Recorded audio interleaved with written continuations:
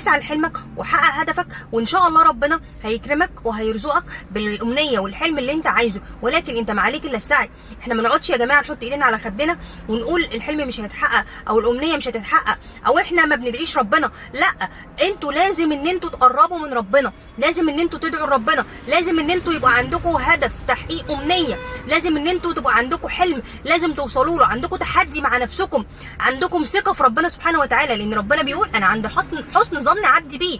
ظنيت في ربنا خير هيجي لك كل خير، ظنيت في ربنا شر هيجي لك شر. لكن احنا بنحب ربنا وبنثق في ربنا وعندنا ثقه فيه. اقعدوا كده مع نفسكم ومع ربنا واتكلموا، قولوا يا رب احنا واثقين فيك يا رب، بس من جواكم وانتوا فعلا ثقه، مش كلام بتتردد على اللسان وخلاص. قولوا يا رب احنا عندنا ثقه، يا رب احنا عارفين ان انت عليك تحقيق كل المعجزات، وان انت هتحقق لنا الامنيه دي، او انت هتحقق لنا حلمنا. ادعوا كده لربنا واقعدوا كلموه اكنكم بتتكلموا مع اي حد من اصدقائكم. انتوا بتقعدوا تشتكوا سنين لناس اصدقائكم واقاربكم ما بيعملوكوش حاجه، كل اللي عليهم ان هم بيسمعوكم ويقولوا لكم حاضر وان شاء الله هيتحقق امنيتكم، ان شاء الله هيبعد عنكم الاذى، مش عارفه ايه، وهيسمعوا هم حاطين ايدهم على خدهم، لكن ما فيش في ايدهم حاجه يعملوه. كل اللي في ايدهم ان هم يعملوه ان هم يسمعوكم بس، لكن ما عندهمش اي حاجه يقدموها ليكم غير ان هم يسمعوكم. لكن تعالوا بقى نتكلم، لو احنا اتكلمنا مع ربنا كده، لو قعدنا بين ايديه وصلينا وحمدناه وشكرناه وطلبنا منه ان هو يعمل لنا اللي احنا عايزينه او يحقق لنا امنيتنا او نوصل لهدفنا، فربنا انتم متخيلين ان هو هينساكم او يسيبكم؟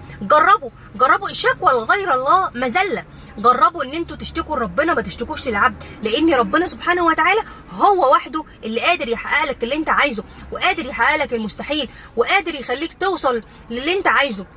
صدقوني والله العظيم الاهم حاجه ان انتوا تبقوا عندكم ثقه في ربنا، وان انتوا تتكلموا مع ربنا، ان انتوا تدعوا ربنا كتير وتقربوا من ربنا كتير وتقولوا له يا رب احنا واثقين فيك، عندنا حسن ظن بيك، لان ربنا سبحانه وتعالى ما بيضيعش اجر حد ابدا. تعب وسعى ودعا وحلم ويسيبه كده، هو بيأخرها للوقت المناسب، هو بيأخرها علشان خاطر ان انت تكون مستعد ليها، بيأخرها علشان هو بيحبك، بيأخرها عشان عايز يسمع صوتك، بيأخرها عشان خاطر نفسه ان انت تدعي له. لكن لو تعالوا بقى، لو في شخص بعيد عن ربنا وربنا ان هو مش بيدعي ربنا، فربنا سبحانه وتعالى ده اكيد ربنا مش بيحبه علشان خاطر ما الهموش بالدعاء. لكن لو ربنا الهمك بالدعاء وانك انت تقرب منه، فاعلم يقينا ان ربنا عايزك، بيناديلك، عايزك تناديه ويسمع صوتك، مشتاق لك.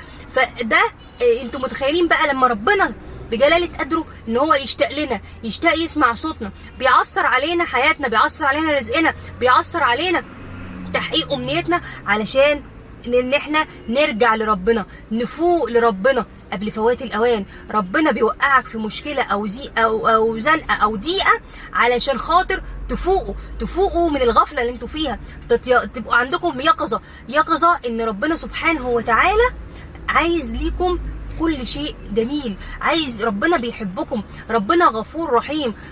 في ناس كتير بعتت لي بتقولي هو ربنا سبحانه وتعالى ممكن ان هو ما يغفرش ذنوبنا؟ ربنا سبحانه بيغفر الذنوب جميعا، ما حدش يضحك عليكم ويقول لكم ربنا ما بيغفرش ذنوب، لا، انتوا بس توبوا.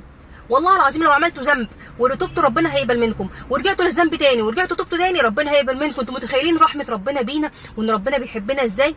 فالحمد لله على نعم ربنا علينا، والحمد لله على ان ربنا سبحانه وتعالى بيحبنا، وعلى الحمد لله على ابتلاء، والحمد لله على السراء والضراء، والحمد لله على كل شيء، والحمد لله دائما وابدا.